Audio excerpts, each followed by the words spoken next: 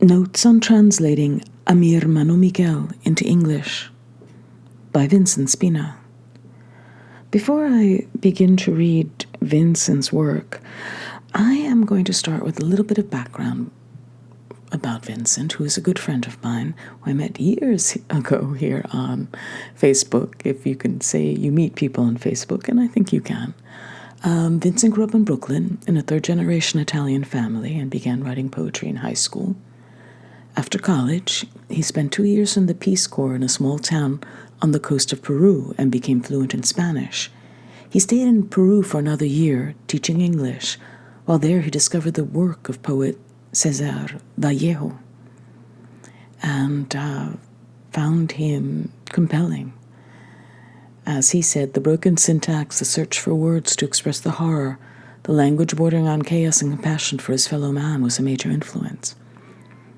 Vincent returned home after his 3 years in Peru and went to graduate school, earned a PhD in Latin American literature, and began to teach Spanish and Latin American literature at Clarion University in Pennsylvania for 20 years, until he retired a few years ago to St. Petersburg, where he continues to write. This is his fourth collection of poetry that I'm reading from, and the collection is called Recovery.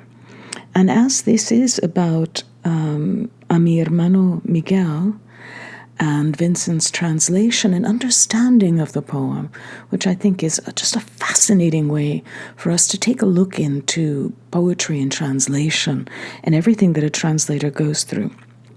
I'm going to start first by actually reading the poem in Spanish by Cesar Vallejo, A Mi Hermano Miguel. Hermano, hoy estoy en el pollo de la casa, donde nos haces una falta sin fondo. Me acuerdo que jugabas esta hora y que mamá nos acariciaba. Pero, hijos, ahora yo me escondo como antes. Todas estas oraciones vespertinas y espero que tú no des conmigo. Por la sala, el zaguán, los corredores. Después te ocultas tú y yo no doy contigo. Me acuerdo que nos hacíamos llorar, hermano, en aquel juego.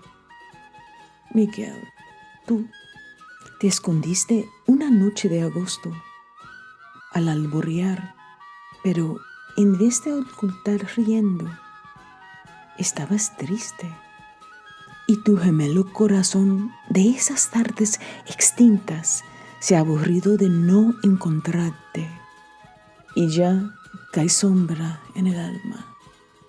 Oye, hermano, no tardes en salir. Bueno, puede inquietarse mamá. And now, Notes on Translating a Mi Hermano Miguel into English. 1. Perdida. The poem is about loss, specifically the loss of a brother, expressed in the terms of a simple game of hide-and-go-seek. It reads in two voices with little demarcation between them, in the way in which the memory of a loved one may slip into thoughts surrounding your morning cup of coffee. The voice of a child perhaps at the age when the boundary between an I and a thou, as defined by Martin Buber, becomes diaphanous, permeable, the one easily slipping into the other and then back again with no conscious thought, as in a game of now you see me, now you don't, I am me, I am you, into which entwines the voice of the adult who is a poet, still in the thrall of loss, whose child's voice slips into his morning cup of coffee. 2. Hermano. The poem opens, Hermano, hoy estoy en el pollo de la casa. Brother, today I'm at the stone bench of our home. Yet, the literal translation does not seem adequate. Vallejo's poems, even at their most sophisticated levels, retain echoes of a rural Peruvian child's dialect, perhaps one of its most endearing qualities. It is evident in how he addresses Miguel, hermano. But how to parallel this dialect in intimacy?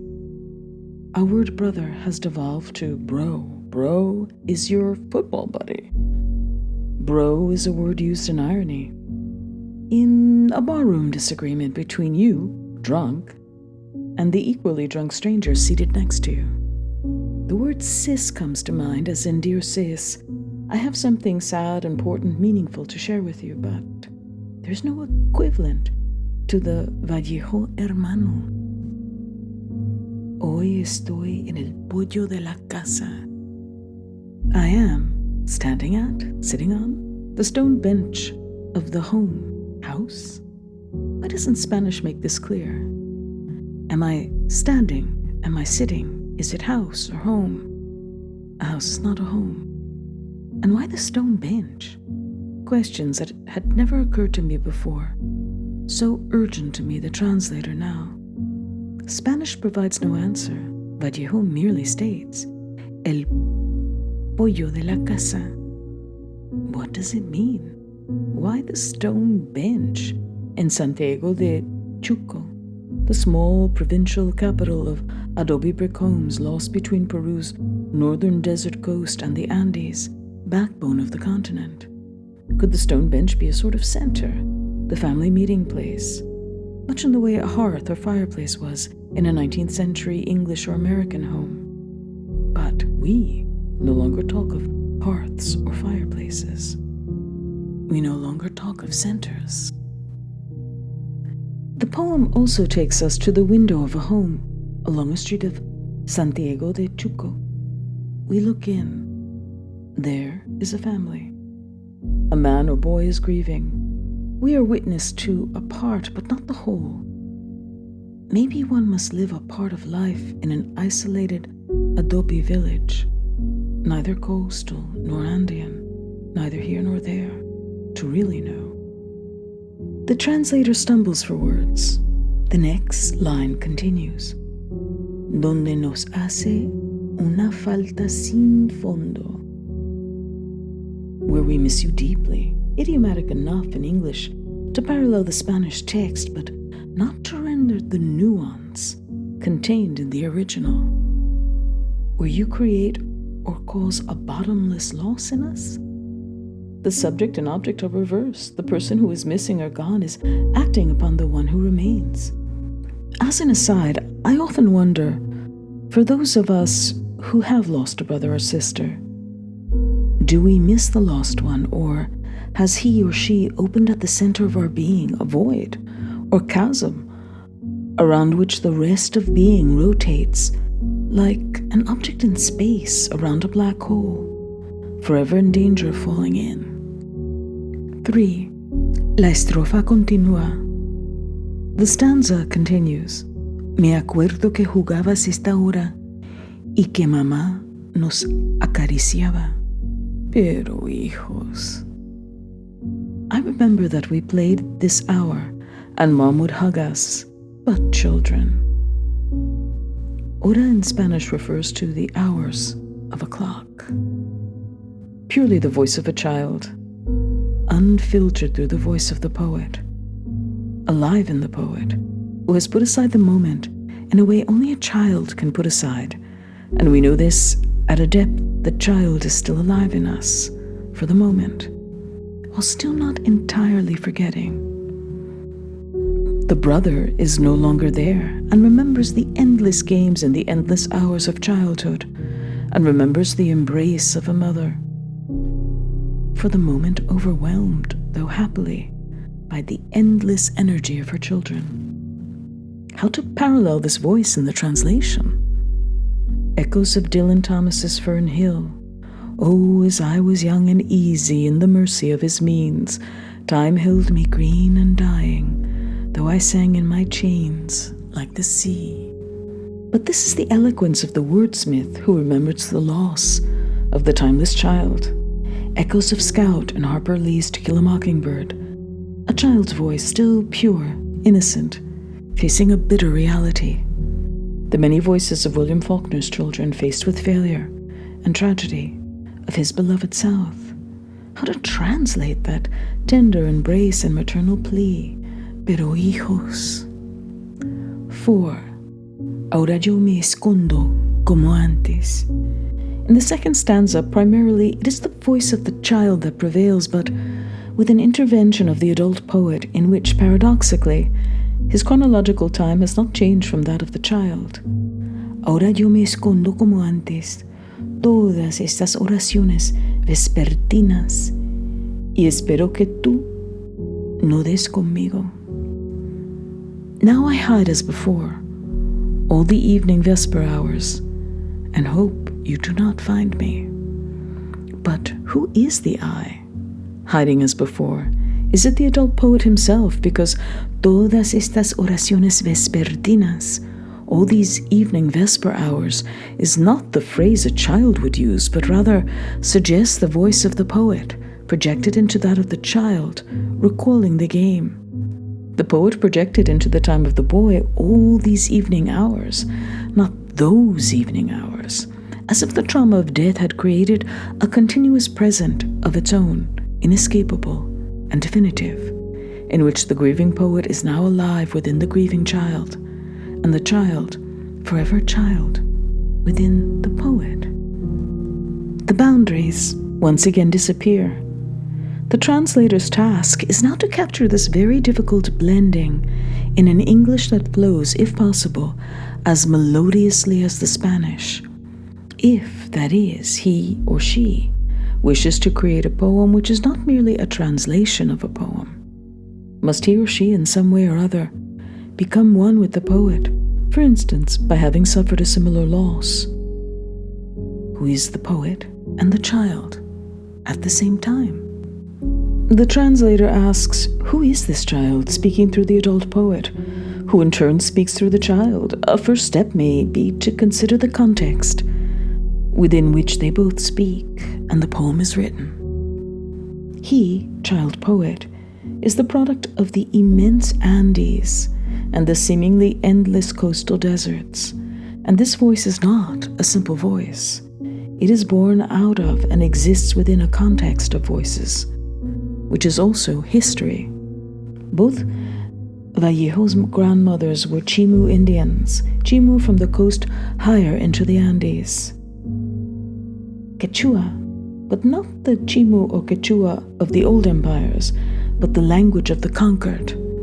The kitchen maid, eyes downcast, as the mistress of the hacienda rattles off the menu of the day, of the stable boy, who in middle age holds the stirrup, as the hacendado mounts his stallion de paso fino. Chimu and Quechua lie under the Spanish of the conquest of the Holy Roman Catholic Church. His two grandfathers were Catholic priests.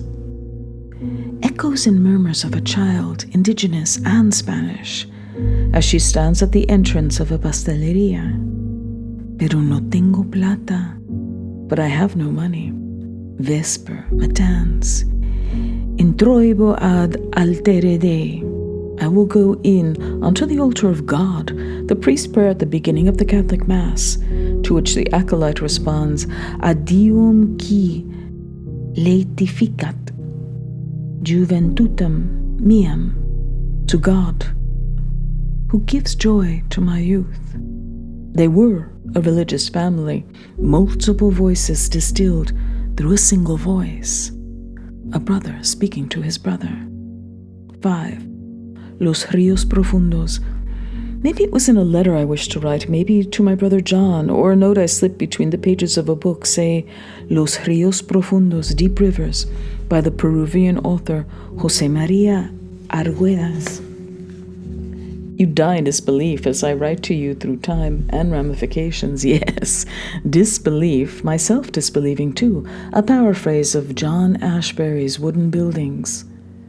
Can the voices of the translator ever be fully excluded from the translation? It was during one of my first weeks in Chicolayo, the business capital of the department of Lambayeque, on the north coast of Peru, where I'd be working out my contract for the next 2 years. I was alone and had gone out for dinner at a rotisserie restaurant near the Central Plaza, Pollo a la Brasa, with seating in the outdoor patio. Bones placed on the plate. I'd just finished eating when 2 children approached, a girl about 10 and a little boy about 6, her brother, I assumed. She was pointing to the bones, murmuring in that pleading voice of a child. I wasn't sure why. My Spanish was not that good. Por favor, pues, until a waiter came by to shoo her away. The bones, sir. She wants the bones to gnaw. Los huesos, señor. The bones. The 2 children laugh as they flee. Begging becomes play. A game finds roots in sorrow.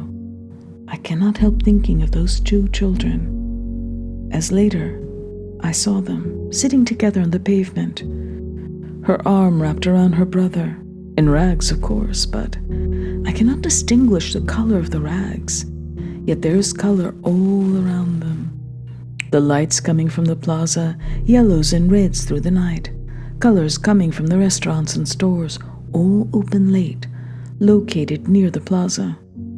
And these 2 black and white children at the center, like an altarpiece cut out from a film noir. Sometime later, I am in the city of Ayacucho. The name means Valley of Spirits or Corner of the Dead. The translation from Quechua to Spanish and then to English renders both versions possible. A shoeshine boy has just finished shining my shoes. He asked me in that same pleading tone I heard in the little girl. I hand him a sol, Peru's official coinage. It means sun. He is off, a smile on his face as if he had put something over on the gringo. He meets a friend. They laugh together and are off, running. And suddenly I realize his new soul is as good as anyone I or anyone else has. It can buy as many pastries as my soul or anyone else's soul can. Voices from Santiago de Chuco to Chiclayo to Ayacucho. There are echoes of all these voices in Vallejo's lines. They are the context.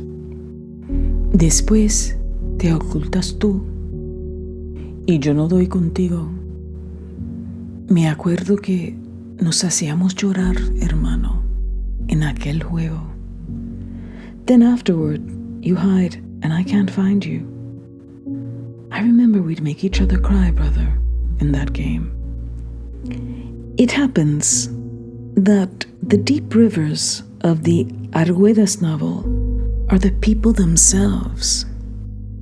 The rush and roar of mountain rivers surging from both sides of the Andes, backbone of South America, to feed both the Amazon River itself and the lush valleys of the otherwise desert-ravaged coast. No, the letter was never written. There is no note in any book. Once my brother visited me in Lima. I made sure we ate in the cleanest restaurants, though by then I could eat anywhere without becoming sick. I didn't want his vacation to be ruined because of bad food. We went to the marketplaces, we bought souvenirs. I wished to tell him all this, but I had no words. I didn't even know, yet here he is, as if I were telling him now, this voice too.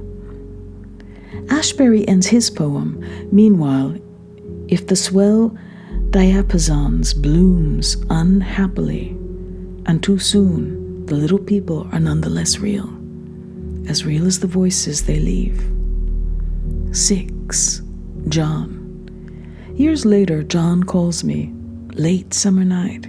He tells me he's been diagnosed with HIV. He wishes me to break this once death sentence to our mother and father. He gives me the words of least pain from that now to the inevitable, for he knows I have only grunts and clumsy stammers. If then I were to translate a Mi Hermano Miguel, would the trace of that conversation and the ones to follow entwine themselves somehow into the fabric of that translation? the history, the context. And if you, the reader, were to translate. As the poem continues almost wholly in the many voices of the Cesar child, the girl who shares her bowl of bones, the shoeshine boy with his fabulous sol, sun, the child sighing in front of the pastry window, but I have no money, who now speaks directly to his brother. Miguel, you hid at the dawn of an August night, but instead of laughing as you hid, you were sad. And continues, y tu gemelo corazón de esas tardes extintas se ha aburrido de no encontrarte, and your twin heart of those extinct afternoons has grown tired for not finding you. Gemelo is the word Vallejo uses, the noun for identical twin, but as an adjective, it essentially means identical. Thus, more than a twin heart, it is an identical heart. The death of one brother, in a sense, implies a death of the other. More years pass. My sister and I are helping John to the hospital window. A brain tumor, the result of HIV's attack on T cells, has left him partially paralyzed. Late December. The weather, mild. The sunlight is crystalline as the winter sun can sometimes be. It would sound like a bell if it could be rung. It burns the red brick building across the way in a cold fire. So beautiful, John whispers. These are his last words. He falls into a coma. The coma continues throughout the week of Christmas. My sister and I travel each day to see him, then return to our parents' home, who wait for our news. On Christmas Day, a choir of gay men comes to sing carols to the patients. December 26th, 1 or 2 a.m., the attendant we have hired to keep vigil over John during the night calls to tell us our brother has expired, as if he had waited for us to enjoy as much as we could this last Christmas Day. Vallejo ends the poem in the voice of his child self, who knows and does not know that a world of dreams is real and a dream at the same time. Oye, hermano, no tardes en salir. Bueno, puede inquietarse mamá. Hey, brother, don't take too long to come out. Mom may get worried. The word brother, hermano, appears in the title and 3 times more in the poem. Brother, brother, brother. How do we translate brother? 7. Afterward. In Peru, children are buried in white coffins, dressed in white. Also, the child lying within. So many children. Dysentery, malaria, car accidents. So many children. On the coast, Lambayeque, Chiclayo, Lima, Ica, Tacna. In the mountains, Cajamarca, Ayacucho, Huancayo, Cusco. The middle ground, Arequipa, Santiago de Chuco. I dream of white coffins, awake or asleep, I don't know. A child is sitting on the coffin, girl or boy. I can't say. Happy as only a child can be happy. Young aunts, his or her mother's younger sisters. Themselves between the ages of dolls and real children. Have washed the child's hair till it shines, have combed it in curls and waves of their dreams, have dressed him or her in clothes that seem to glow, as clothes may glow in dreams. The child is as proud as only a child may be, and I cannot say if I am jealous of so much beauty and attention to one child, or happy for him or her, as if he or she and I have become one more thread entwined in the translation and the child sits forever happy and proud on the small white coffin. And I cannot say if the child is a boy or girl, John or Miguel.